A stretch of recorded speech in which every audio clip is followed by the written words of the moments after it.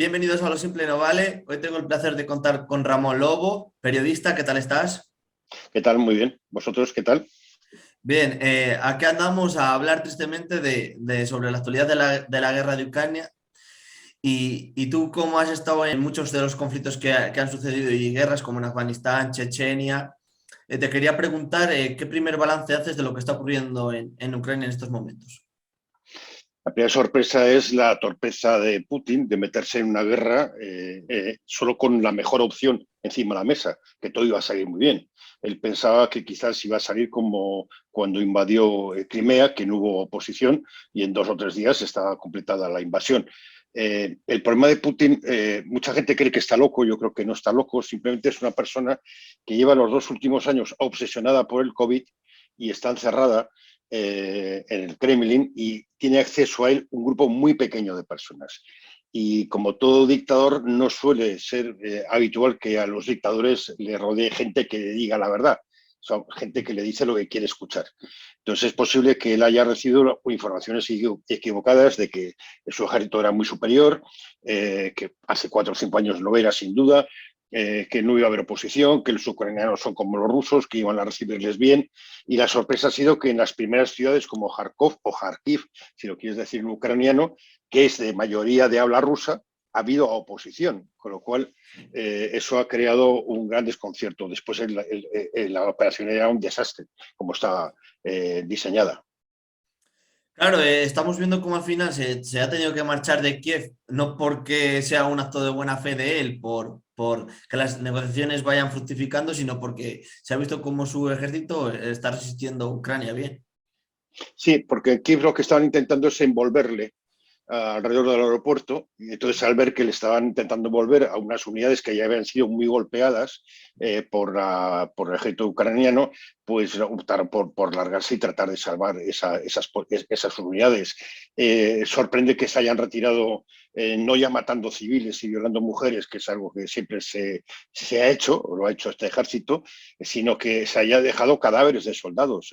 Un ejército competente no se deja atrás muertos de soldados, estén en el estado que estén, te los llevas. No sé, ¿os acordáis de la columna aquella gigantesca del principio, que cada periódico decía que tenía una longitud y que estaba cerca? Unos decían 20 kilómetros de Kiev, otros decían que estaba a 60, que medía no sé qué, medía no sé cuántos. Parece que eran suministros. Los ucranianos fue lo que hicieron fue, los tanques rusos tenían capacidad para llegar hasta Kiev y ahí tenían que repostar armamento y sobre todo gasolina, y esas gasolina nunca llegó. Entonces, estos se encargaron de ir interrumpiendo las comunicaciones y atacando las unidades de reabastecimiento. De tal forma, esa columna eran unidades de reabastecimiento que llegaron todas a un mismo punto, con lo cual fue muy fácil atacarles. Atacas los 2 o 3 primeros vehículos en un paso estrecho, los 3 últimos y ya los tienes ahí paralizados. Eso fue una sorpresa. Y ahora lo que está intentando Rusia desde hace unos días es si toman Mariupol, que todo indica que lo van a tomar en las próximas horas o días, tratar de hacer una envolvente igual a las tropas que están ucranianas en el Donbass. Ahí se calcula que tienen un 25% de su ejército, con lo cual si consiguieran hacer ese envolvente y liquidar a todo ese 25% o que se rindieran, estarían en condiciones de intentar un nuevo asalto en Kiev. Si fracasan ahí, están acabados. Claro, tú que has visto lo de Chechenia, ¿tiene similitudes lo que están haciendo en Ucrania que lo que hicieron en Chechenia? Sí, es el momento que no puedo tomar. Yo estuve en la Primera Guerra, que es cuando perdieron, entraron igual, entraron los primeros carros que entraron en Grozny, llevaban mapas antiguos y se paraban en las esquinas a ver por dónde es. Claro, lo mismo, atacaban el primero, atacaban el último y luego era jugar a los patitos de feria, porque estaban ahí absolutamente paralizados. Les dieron muy bien, o sea, fue una paliza, fue una sorpresa también que el ejército ruso, frente a unas guerrillas como las chechenas, pues perdiera. La segunda guerra, que fue en el 99, lo que hizo fue laminar completamente. O sea, es decir, laminar Grozny, que además, cuando estuve yo en el 95, la gente que vivía en Grozny, que estaba ya muy bombardeada, eran rusos, porque rusos o de otras partes de la ex Unión Soviética, porque la mayoría de los chechenos se habían ido hacia el sur, hacia las montañas, donde tienen familia, y habían dejado la ciudad, con lo cual al final los rusos acababan bombardeando rusos.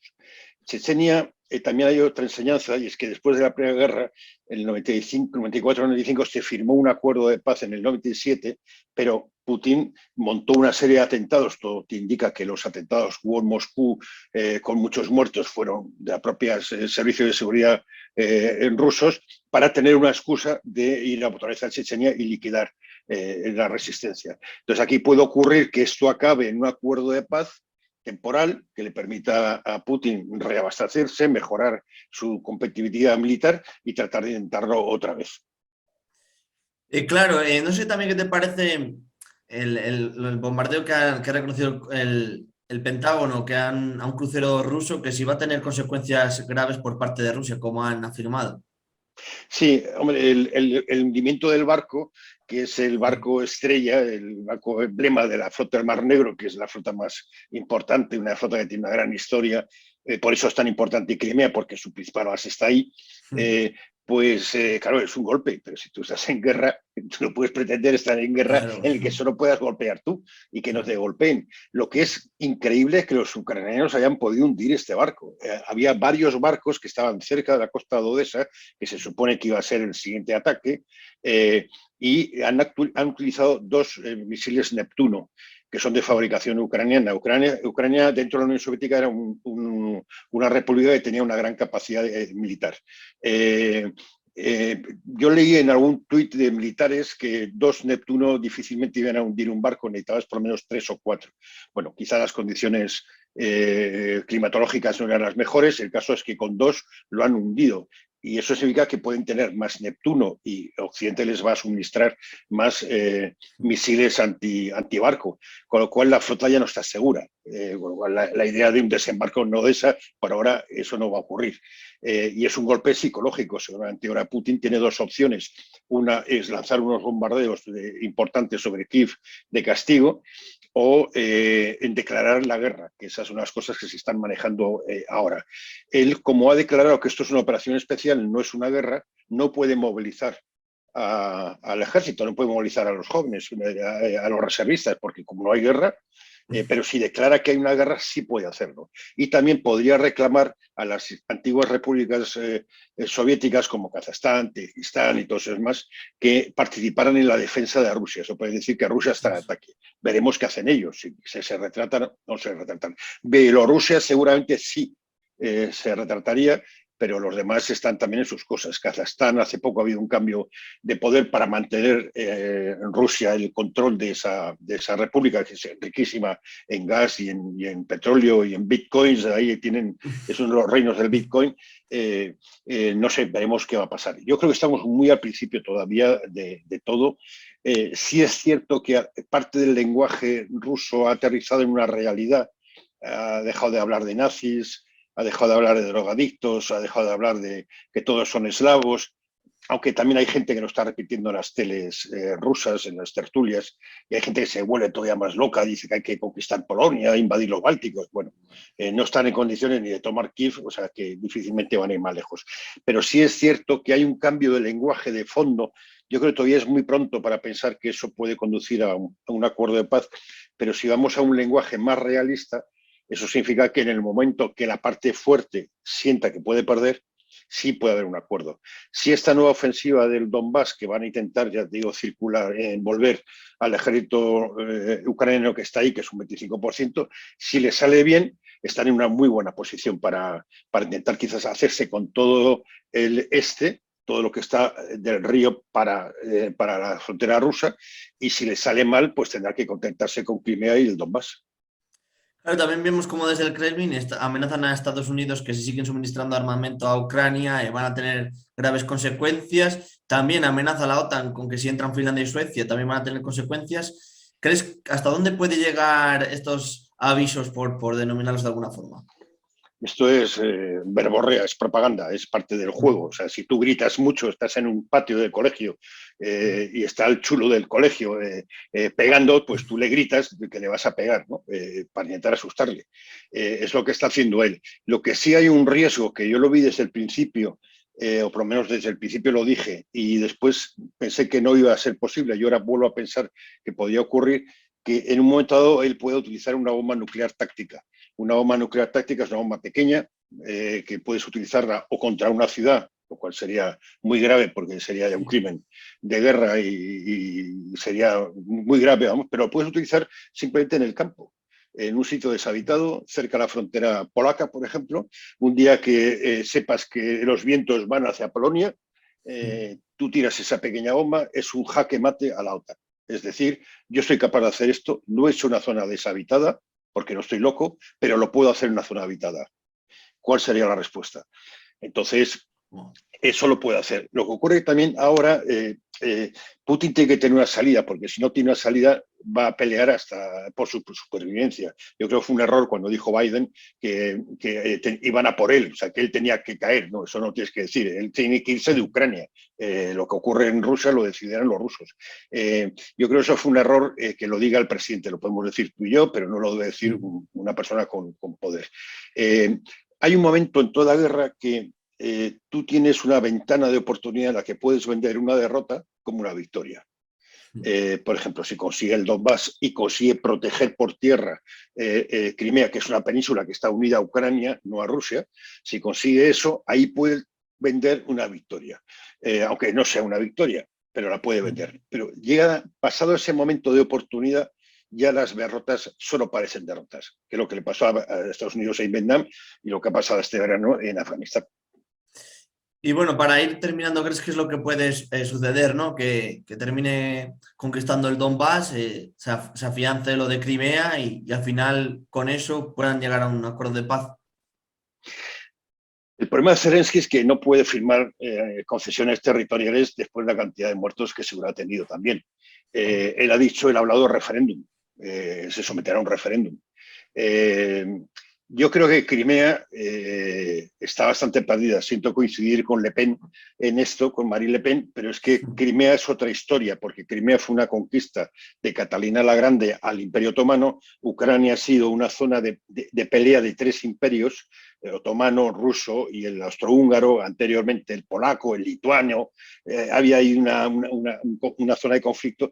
Esto es una pieza que se conquista el Imperio Otomano y que si vuelve a Ucrania es porque Khrushchev, decidió en el 53-54 regalársela a Ucrania. Pero claro, Khrushchev era ucraniano primero y segundo, todos eran parte de la Unión Soviética, con lo cual no tenían ninguna importancia.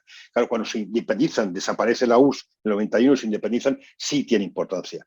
Entonces, para Rusia, Crimea es fundamental por la flota del Mar Negro. Ellos tienen muy mala salida al mar, tanto en el Mediterráneo como en el Báltico, y arriba del todo, porque arriba del todo están los hielos, tienen muy mala salida.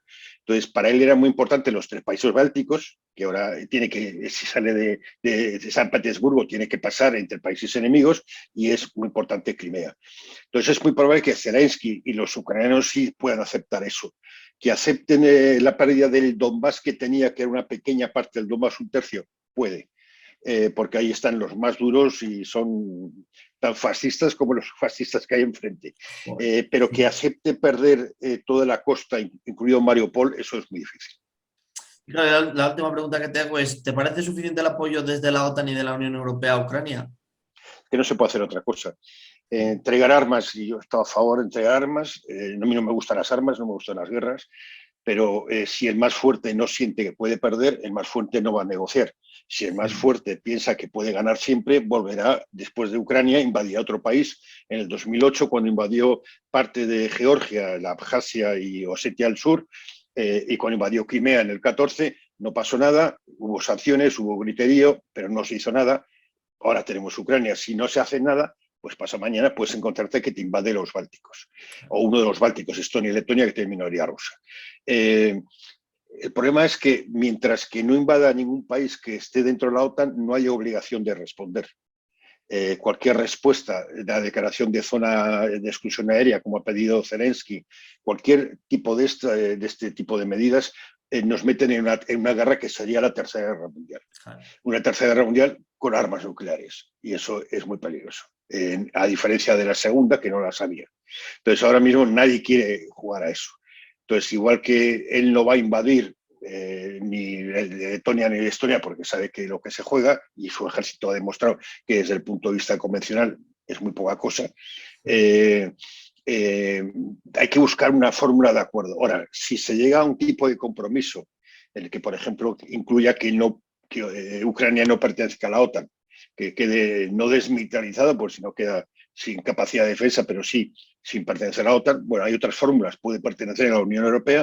En la Unión Europea se están moviendo cosas muy interesantes, porque una de las cosas que ha conseguido Putin es que la OTAN, que estaba muerta, sin ningún sentido, había perdido sus sentidos del 91, estaba ahí siguiendo un poco a Estados Unidos, a ver misiones de paz aquí o allá, que no eran misiones de paz, porque ni en Afganistán ni en Irak había paz, pero no participó en la invasión directamente.